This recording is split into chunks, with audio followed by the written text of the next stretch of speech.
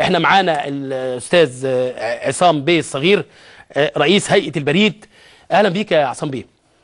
اهلا بيك. اهلا بحضرتك يا فندم. طبعا الله يكون في عونك بقى، يعني الضغط جامد عليكم اليومين دول عشان كراسات الشروط، وفي ضغط جامد صحيح. جدا. كنا عايزين نعرف اليوم الاول النهارده فتحتوا الباب لسحب كراسة الشروط وبيع كراسة الشروط، كام كراسة اتسحبت لحد وقتنا هذا؟ والله لحد دلوقتي احنا تخطينا ال 11000 كراسة. ده 11000 كراسة في يوم واحد، اليوم الاول. ده اليوم الاول بس، والنهارده السبت يعني مش كل المكاتب بتبقى شغالة.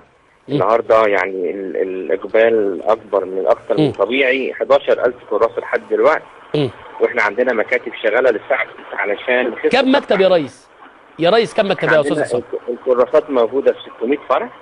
600 فرع على مستوى الجمهورية كلها. على مستوى الجمهورية. طب هل ممكن في امكانيه انك انت تمد ساعات العمل يعني في البريد؟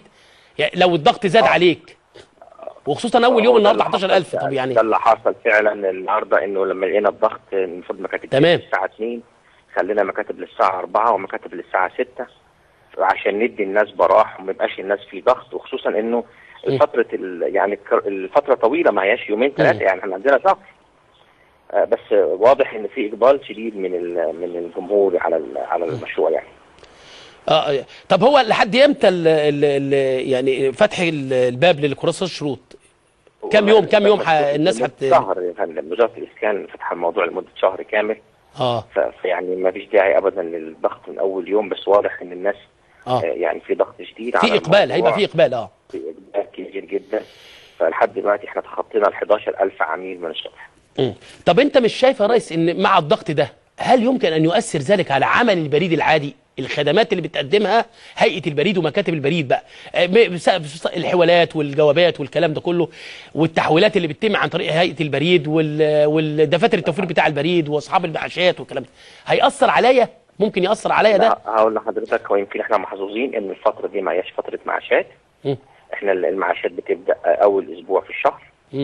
فاحنا يعني ال10 ايام دول الحمد لله يعني ان احنا ما عندناش ضغط للمعاشات، والناس عندنا الموظفين متعودين بقى على الضغط. انت عارف احنا بنقبض معاشات لاكثر من 7 مليون عميل كل شهر، وعندنا حوالي مليون حوالة. يعني احنا بنتعامل تقريبا من 15 ل 20 مليون عميل في الشهر.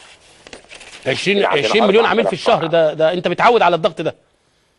واحنا عندنا 4000 فرع متوزعين على مستوى الجمهورية كلها. فان شاء الله والحمد لله المره دي العميل ما بياخدش اكتر من دقيقتين على الشباك. انا اشكرك. كله مميكن.